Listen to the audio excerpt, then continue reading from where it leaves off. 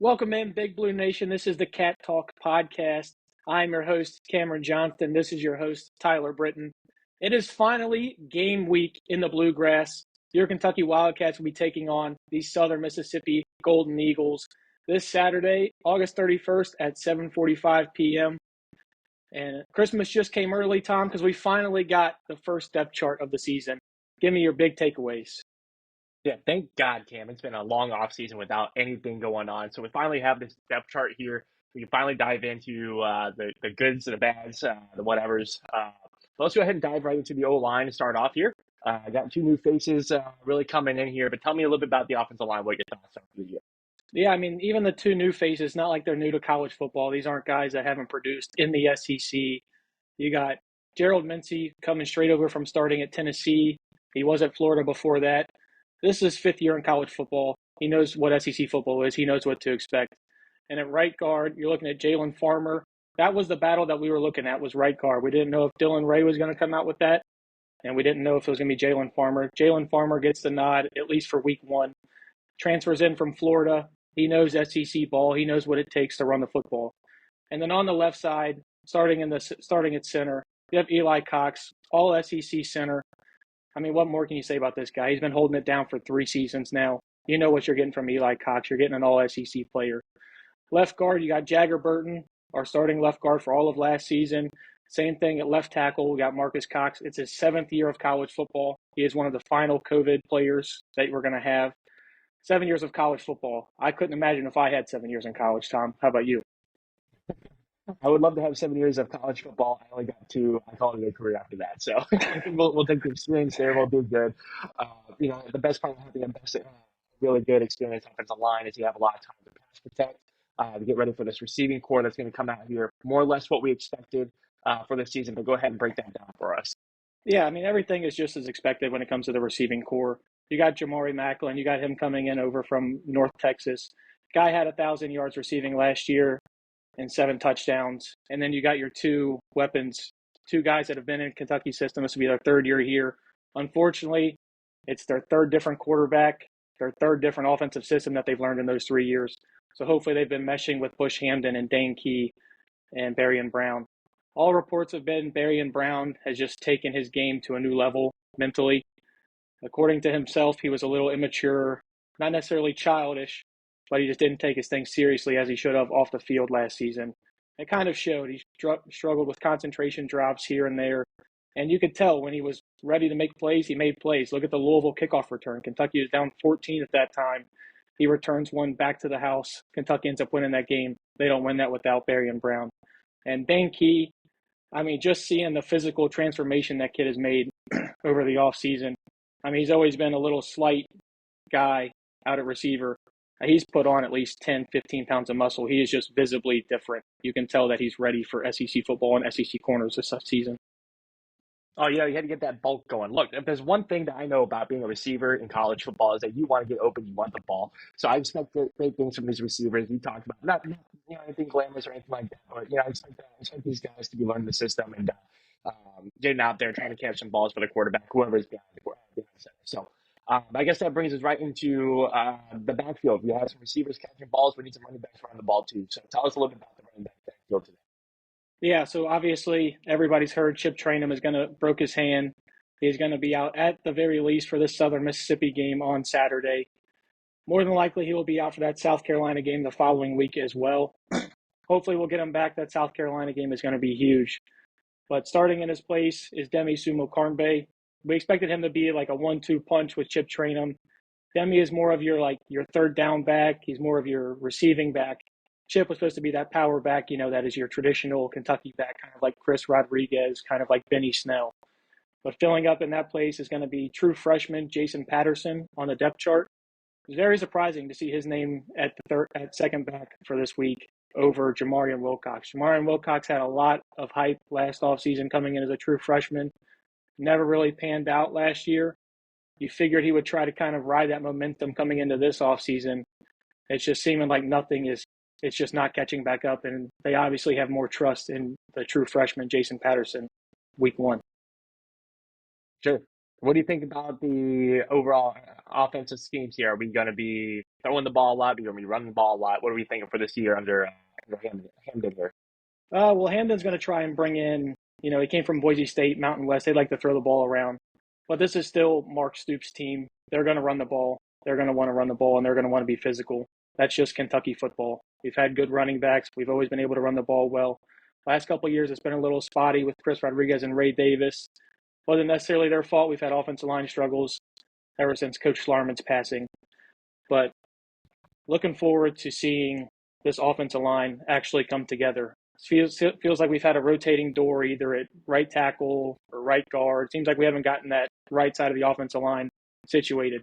Now coming in with two guys who have played SEC football for the past couple of seasons, they know what to expect. Yeah, let's run the rock. Let's go get some first downs. Let's go run the clock here a little bit. Set the defense up for success for the year here. I'm excited to see what we can do on our side of the offense. Um, we'll jump into the defense here in a second here. Anything else you want to add on the offensive side? Yeah, a couple other things like to add on the offense. Bush Hampton, he's going to want to we're going to try and use an up-tempo offense. I know Kentucky fans have been frustrated with Mark Stoops' you know, he likes to sit there, wait, let the play clock develop, get down where there's like 10 seconds left, 5 seconds left on the play clock. But Butch Hamden is more of that's all you've been hearing from the receivers and from the DBs, just talking about how much more up tempo this offense is. So seeing that and then seeing how he uses Brock Vandagriff, the new transfer quarterback coming in from Georgia, seeing how he uses him in the run game. Supposedly Brock has been an athlete. We've heard that from defenders. We've heard that from Varian Brown. We've heard it from Dane Key. The guy can get out and move. So, and then especially backing him up, we've heard those special packages for Gavin Wimsatt, who Bush Hamden has said is one of the better ball carriers on the team. So they're going to want to try and get him involved. They're going to use the quarterbacks in the run game. It's going to be more up-tempo, explosive plays, kind of little bit trying to get that Mountain West offense in from Bush Hamden's days at Boise State, but it's still SEC football at the end of the day. So that'll be what I'm looking forward to most is seeing Kentucky develop both sides. Absolutely. Well, let's go ahead and jump into the defense here. We'll take a quick break and we'll get back to it. Welcome back, Big Blue Nation. We're back here again to talk about the defense. We'll go ahead and jump right in. Let's take a look at Brad White's defense for a second. Now that he's gone, we're moving on. Yeah, it was okay defense. I think, but looking, just my opinion here, average points per game, they're 60th in the nation here, 26 points per game. Yards per game, they're averaging about 356.4 yards per game. They're 39th. The rush defense was pretty decent overall. They're 19th in the nation at 113 yards per game. It's okay. It's pretty solid, I think. Not the best, obviously, but I think where they really fell apart here, some of the biggest struggles were in the pass game. They allowed 238.5 yards per game, 87th in the nation. So let's go ahead and start with the front seven here. Let's look at the defensive line and linebackers. Cam, go ahead and tell us a little bit about that. What are we expecting from the front seven this year to better our rush defense here? Yeah, I mean, I think we all know the name Deion Walker. If you're familiar with the NFL, if you watched the SEC last year, if you watched any game that Kentucky played in, you noticed big number 0 up in the middle of the defensive line, just causing havoc. He's probably the reason that we were 19th in the nation in rush yards given up per game. I mean, he's a finalist for the Bednarik, the Nagurski, the Lombardi, and the Outland trophies. I don't know if you remember this, Tom, but back in 2018, Josh Allen, he won all of those awards, and he's doing pretty well for himself as he just got paid out in Jacksonville. So, I mean, we're not looking for the sack numbers that Josh Allen gave us while he was at Kentucky, but he's going to be just as disruptive at defensive tackle. But looking at defensive end, Trayvon Ripka looks like he beat out Octavius Oxendine, which is surprising. Oxendine was a starter for Kentucky last year. But at the end of the day, I mean, that just kind of shows you the depth that this defensive line has. Defensive line, especially in the SEC, is just injury after injury after injury. Kentucky experienced it last year. We had guys falling like flies for the most part. Even in spring ball, Kentucky spring scrimmage, Kentucky couldn't have a real game because we had so many injuries up front. So I mean, seeing guys like Keyshawn Silver and Kendrick Gilbert as his backup, having guys that have played here at Kentucky, played meaningful snaps, and now they're backups, it's something good to show for the depth that's on this team. So the defensive front seven here can stay healthy. Where do you think we're going to compare to the rest of the SEC? Compared to the rest of the SEC, I mean, you got 16 teams in the SEC now with the additions of Oklahoma and Texas. Putting in, it'll be a top 25 defense. It'll be one of the better defenses in the Mark Stoops era. I don't know if it'll beat that 2018 team, like we said, with Josh Allen, Mike Edwards, and Lonnie Johnson. I mean, that was a first round, second round, and third round pick, and just those three guys. But it's gonna be just up there. I mean, you've got J.J. Weaver with his 11 fingers. He's coming back at defense end. This is his sixth season now. You're expecting him to take a jump. You expect him to be, I mean, he's just solid as a rock. You know what you're getting from him. You bring in a guy, Jamin Pop Dumas Johnson from Georgia. Guy was an All American at Georgia, won a national championship with Georgia. Not much else you can say about him. You expect him to be plug and play. You expect him to be able to teach Derek Jackson, who led this team in touchdown or in tackles last year, not touchdowns. Led him with 89. So, I mean, you really, that whole front seven should just be, you're looking at everybody's coming back. They're all a year older. Another year with Brad White, just going up and up. All right, so we transition over to the secondary part. We talked about the front seven. We're hoping that they can do well again. We're hoping they can stop the run. If you stop the run, that's great. Hopefully, we can get some points on the board, but we got to be able to stop the pass. We can't stop the pass. Like I said, I'm running as a receiver. I just want to catch balls. I want to get open. That's what every team in the SEC is trying to do. That's what every team in the nation is trying to do. We can't allow that kind of yardage up every single week. So, we got two returning starters on the safeties here. Got some new corners on the side, some returning corners on the side. Tell us about what the DBs are looking like this year. Yeah, I mean, our DB group coming into last year, outside of Andrew Phillips, we really didn't know what we had, even in Maxwell Hairston. I mean, you saw he proved last year. He was an all SEC corner, had 5 interceptions, returned two of them to the house. So, I mean, you know what you've got. You've got a lockdown corner one, probably projected to go in the second round as of now. He could even further that stock playing against all these good SEC teams this year. Outside of that, you were looking at the cornerback two. You weren't sure if it was going to be J.Q. Hardaway, Jansen Dunn, or DJ Waller, the transfer from Michigan. It looks like J.Q. Hardaway has earned that bump at least week one. Maybe you'll see some rotating with him and Jansen Dunn week one, since it's going to be Southern Miss and we're expecting more of a runaway game. And I've also heard, it sounds like Mark Stoops was saying DJ Waller has been addressing an injury the past week or two. If we can get this secondary in good playing shape here, and let's say we can cut back from 87 to top 50 here, where's this defense taking us this year?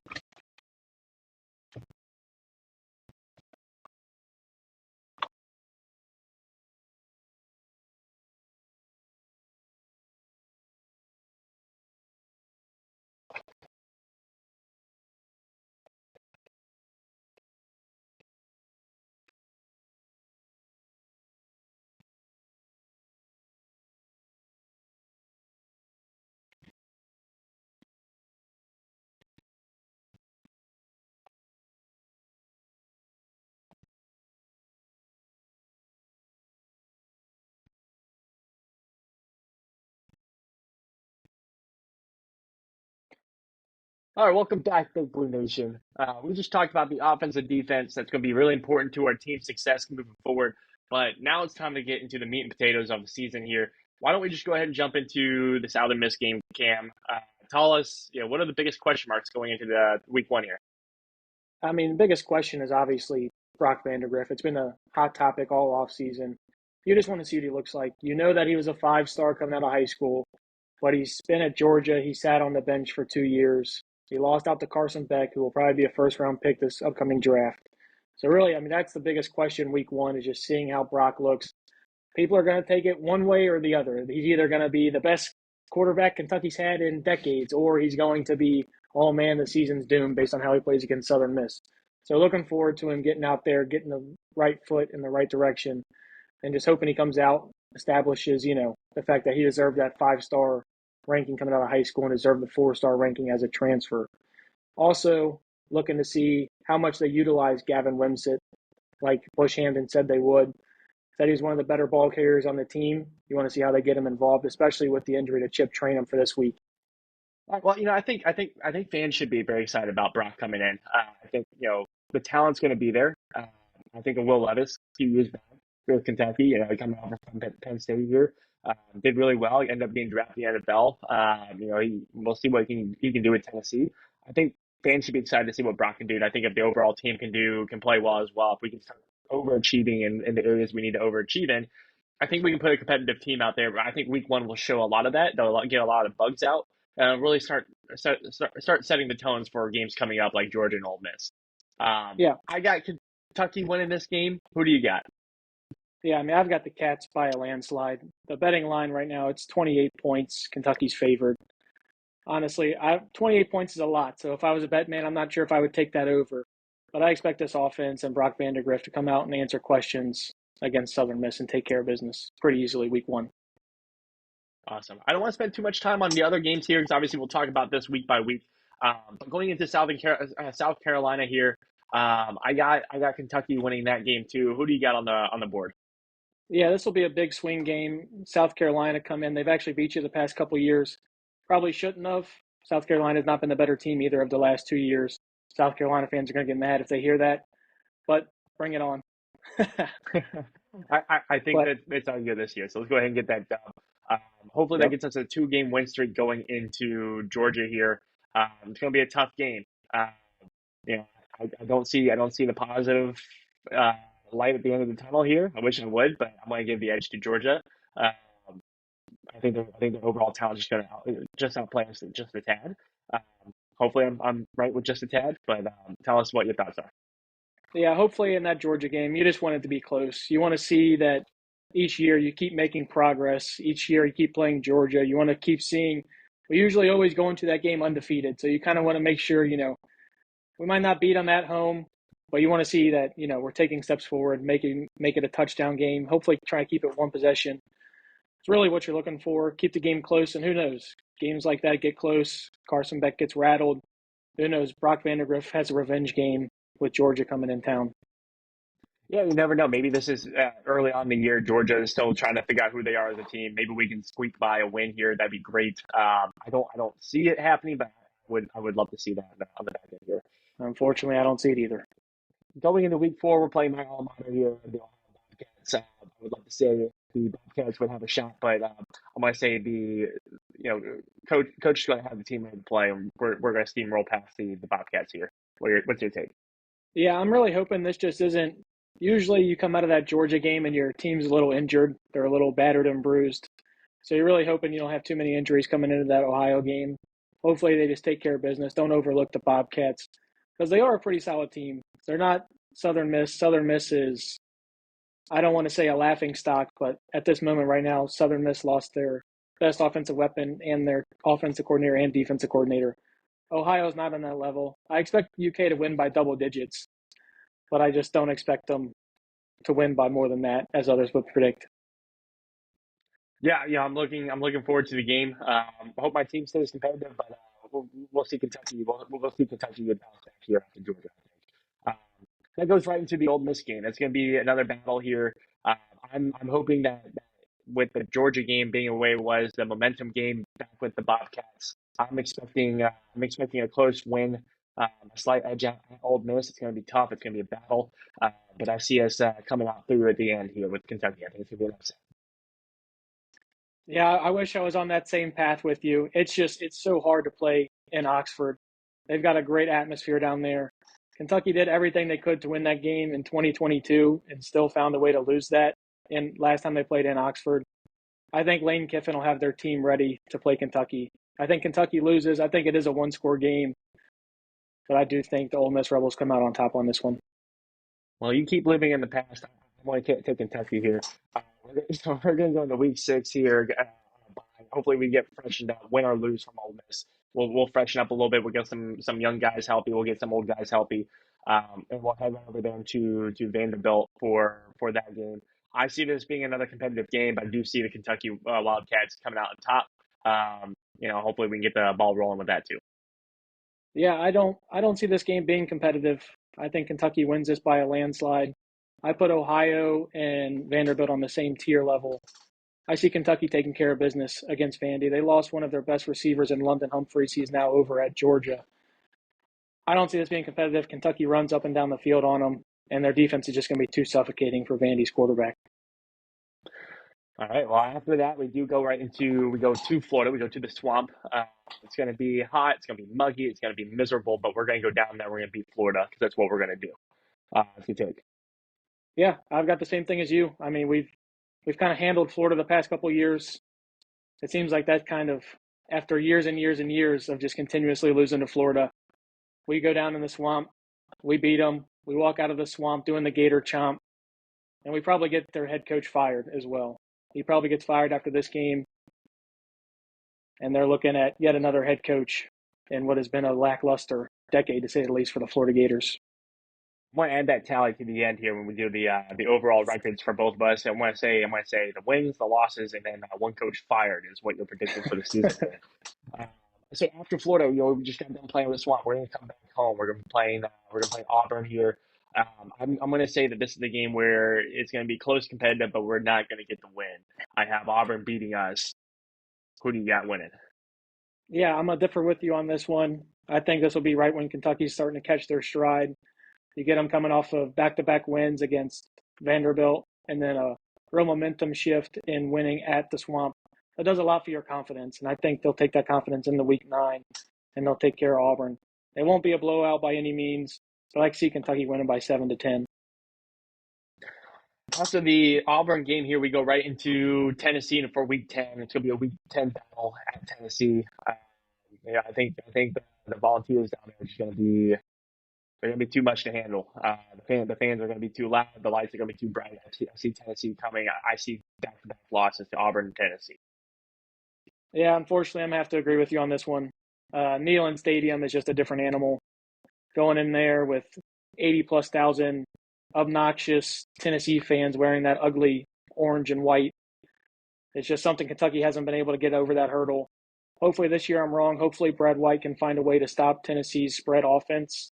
SEC really hasn't been able to find a way to stop it yet. Hopefully Brad White is the first one to accomplish that feat. After that, though, we do have a bye week. That's going to be an opportunity for us to regroup. Coach is going to get us all together. We got 2 bye weeks. The second one here. Murray State is a bye week as well. Oh, you're calling Murray State the bye week. Okay, you're going to make sure that Murray State. The Murray State Racers are a bye week as well. You're going to make them remember that Murray's not Michigan State. They are in Kentucky. They are little brother, just like the team we played the last game of the season. Well, let's hope that's not a trap game by any means, because following that, we do play at Texas. That's another one of those stadiums down in Texas that if you're playing college football, you're going to see the stadium shaking. It's going to be wild down there. You got dogs down there in Texas. Unfortunately, I just don't see the possibilities of a chance of us winning. Hopefully, we're wrong, but that's where I'm at with that. Yeah, we actually catch Texas at a good time towards the end of the year. This is going to be their first time going through a full gauntlet of SEC defenses. So you catch them one of the later weeks in the year. They're already going through their spell of injuries now. I actually like Kentucky in this game. It's gonna be an upset. It's gonna be tough to go in there and win that game. But I got a feeling Kentucky shows Texas what SEC football is about. This isn't the Big 12. All right. Well, you got Kentucky winning at Texas. That's going to be a battle. That is my upset of the year. We'll see. Yeah, I hope you're right. But, following that, we do end up going to Louisville. Louisville comes to us to finish out the year. I'm hoping that we get the win here. It should be a win. I think on paper it should be a win. It's Kentucky football, so we'll see. But who you got? Yeah, I mean, Louisville was probably the better team last year on paper. And what did Kentucky do? They went into Louisville. They went into Papa John Stadium or whatever they call that horror show now. And they walked out with the win in front of Jack Harlow. L's down forever. Kentucky will win this game by at least 10. All right, well, that wraps up our year. As promised, I'm going to put the asterisk there next to your name. I'm going to put your record as a 9-3 record with one coach fired. Anything less than that, there's going to be punishments on the side for you here. I'm going to have an 8-4 record here to finish out the year. Overall, what do you think we finish up on the standings here for the SEC? SEC wise, 9-3 record. Realistically, it's probably an 8-4 record. I really just want to speak that Texas game into existence. Nothing would be better than going down there and winning that game. But I think if they finish 9-3, you're looking at a potential playoff team. Luckily, if they go 9-3, more than likely Georgia will be the SEC East team that'll have to go for the conference championship. So we wouldn't have to play that. And I do think a 9-3 Kentucky team, if they were to have a win at Texas, would get into the college football playoff. And all you need is a chance. Not always does the best team win. We see that in the Super Bowl. Tom Brady's got 3 or 4 Super Bowls where they weren't the best team, but they found a way to win. So hopefully Kentucky can kind of recreate some magic like that and squeak into the college football playoff, and who knows what happens after that.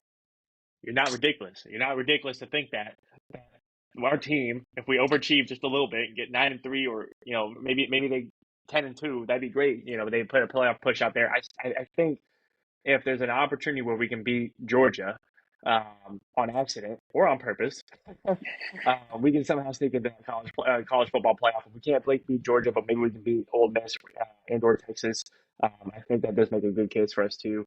I do see us being third on the East, SEC East here, which unfortunately keeps us out of the SEC championship. But battle there at the end. Hopefully I'm wrong. So that's where I'm at with that. Anything else to add to the podcast before we wrap up for the week? Yeah, I mean, if you're looking for playoff chances, Kentucky really just has to win the games that they should. And by winning the games they should, I mean, taking care of the Ohio Bobcats, taking care of Murray State, beating Florida. But if you want to get into that college football talks, you're going to have to beat either at Ole Miss, Georgia at home, or at Texas. You're going to have to find a way to steal one of those games. It's going to be tough, and it's going to be an uphill battle. Hopefully Mark Stoops has got his team ready to do that. Yeah, this is not Wake Forest, so they're not going to have a chance to just win out and go to the playoffs. Like, they're going to have to compete, but they're the SEC. So by being competitive all these games and winning a couple games that maybe they shouldn't, I think they're right there with it. We'll see. We're coming up here on week 1, coming soon, so we're gonna talk about that after that game. So stay tuned, Big Blue Nation, for what comes next. Thanks for joining. Go Big Blue.